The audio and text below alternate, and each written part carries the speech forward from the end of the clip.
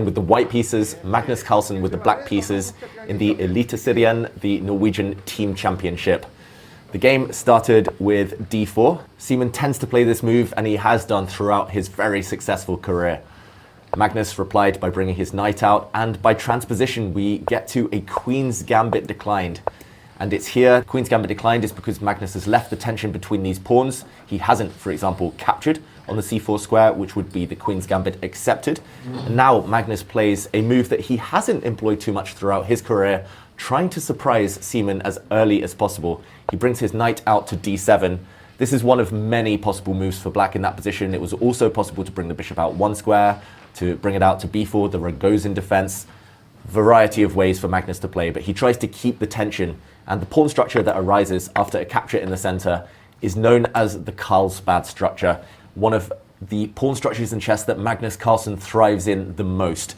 This can arise from a variety of different openings, but especially the Queen's Gambit declined. And here Magnus plays a very surprising move. He brings his knight off to b6, off to the side of the board, maybe aiming to jump in a bit later, but more importantly, freeing up his bishop on this diagonal. Simen decides to bring his queen out, a very logical move. The queen on c2 stops the black bishop from using the important f5 square, its most desirable post. Magnus now hunts down Simen's bishop, the dark square bishop, forced to retreat, or does it? It actually steps forward into the center of the board and provoking Magnus into playing this move, f6, which tends to be very weakening, as we see a bit later on. Yes, it forces the bishop back to a square it can soon be captured. Magnus will soon get the bishop pair, but Magnus now behind in development, taking big risks early in the game. Remember, he's a big rating favorite. He needs to try and win, so imbalancing things early on is a decent strategy. Here, just a few developing moves now, both sides bringing out their bishops. The white bishop and queen battery is very threatening here, very ominous on the diagonal, forcing Magnus to again push a pawn on the king side. Not something he really wants to do, but necessary here. And both sides continue to develop nicely. Here, Magnus castles. You might be wondering what happens if there's a sacrifice. Bishop takes pawn. This looks very promising for white until you realize that knights are great defenders and black can retreat. The knight on g7 covers all threats. Next move, the white queen will be evicted, either with the black bishop or by the threat of a queen exchange, and there's not quite enough compensation. So Simen is forced to play very positionally here. He brings his knight over to the queen side. These knights do kind of give away the fact that he wants to castle on this flank. The knights will protect their king. Magnus continues to try and improve his pieces. We see an exchange, very risky from Magnus, as we mentioned, opening up the h-file towards the black king, but he feels that he has everything covered. Now the black pieces, the black side has the bishop pair. We watch that come into effect a bit later on. Pawn moves, the knight jumps in. Magnus tries to keep the tension, but suddenly there's nothing to do simply. Magnus here lacking a plan, maybe feeling a bit frustrated, spending a lot of time on the clock, decides knight takes knight is the best remedy, the best way forward. He needs to open up his position. Black is very cramped here. Magnus feeling the heat, the lack of space, so deciding to try and trade pieces. And Simen now playing a very brave move. The safer one would be to play knight takes knight here to trade off pieces, bring the knight towards the center. Instead, he captures with a pawn. And look at how this pawn, protected by the white knight, totally clamps down on one flank.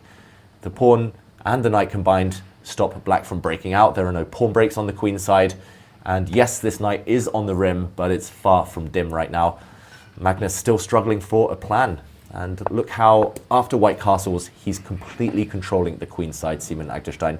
The rook prevents any breaks in the center. The knight prevents any breaks on the other side of the board, forcing Magnus to play on the side where he's a bit weaker, opening up his own king here, Magnus Carlsen. The black king feeling the heat, and bishop to d3, reminding Magnus that this diagonal is a bit of a danger for him. Pawn takes pawn, for example, would be suicidal in this position. Bishop takes pawn would be the answer, and you cannot take it, as this would end in checkmate. The white queen, the white rook, teaming up to deliver the killer blow, so Magnus needs to keep this diagonal closed. He brought his queen out, another pawn flies forward. Magnus brings his rook across, at least trying to go for piece coordination, if nothing else. And now Simen jumping in with his rook. It was clear that at this point, the more experienced player was feeling very confident, trying to go for an attack against Magnus's king. Magnus in full defense mode shifts his rook up to defend the weak pawn on h7. Another rook slides across, doubling on this h-file now. The black bishop adopts a defensive post, kicking away white's rook. And it was here in this position after 26 moves that finally the first real mistake was made by Simen Agdestein. The best move would have been to keep the tension, to do nothing, to just shuffle the king into the corner. It tends to be a good idea in general if you castle on the queen side to push your king slightly closer to safety. The idea here being that where it currently stands, this pawn, the backward pawn on e3, would always fall with a check. So getting out of that check often means the tactics work in white's favor a bit later. Simen, though, blocking things up on the king side, blocking up his own attack, gave Magnus now a huge opportunity. Magnus did not hesitate. He blew open the center. He sacrificed a pawn temporarily in order to free up this clump of pieces here. The bishops, they thrive with open diagonals, so this pawn sacrifice allows Magnus to get those open lines. He shuffles his queen across now. This pawn is dropping, the rook is coming, the bishop might come to regain the pawn.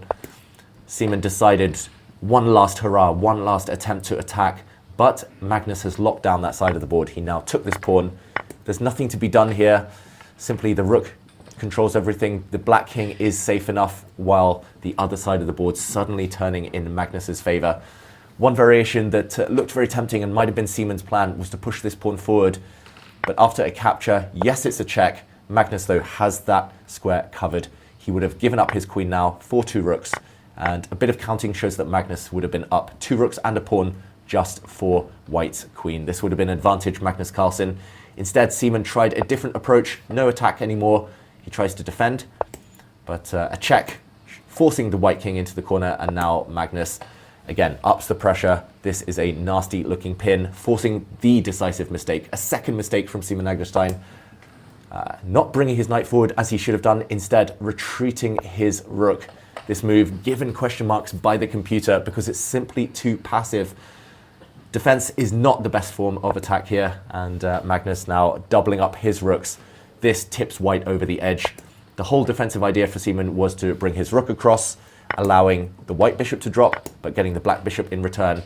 But he might have missed that Magnus Carlsen, at the end after the queen exchange, had this double attack. It looks simple once you see it, but you had to see it from a few moves away. He attacks the knight on the edge of the board, finally kicking that piece away, and attacks a loose pawn.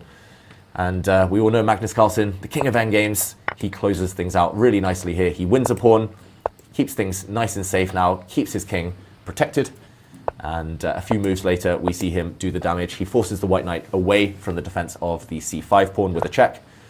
He forces the white king back. Now he drops back with his rook, and Simen had nothing to do here. It's not just the fact that he's a pawn down, he's also facing the greatest endgame player of all time. The c5 pawn drops. We see an exchange of rooks. The black king steps forward. Yes, this pawn drops on the edge of the board, but in this position, after 48 moves, the black bishop now dominating this white knight on the edge of the board, and Magnus with an extra pawn about to start running towards promotion. This is where Simen Agdestein resigned. Magnus took the win. There were certainly moments where it was feeling quite hairy. I was hesitating quite a lot and spending a lot of time, but I think ultimately I managed to keep things like more or less under control. He was definitely not worse at certain times, but I never felt like he had something big, and it felt that I would always have very good counter chances. And the main strength of my position is that his knight is really, really far from the action. So I think there was one specific moment where I thought he may have been able to bring his knight back to some effect, but I don't remember exactly what it was. But at that time, I was certainly a bit nervous. At other times, I was nervous as well, but I did feel that my position was usually okay. He's a very good fighter in general, so it's kind of hard to feel completely safe against him. Obviously, from way back in the day, I know some of his tendencies, so I was certainly keeping that in mind, but it feels alright to be back to the old days a little bit.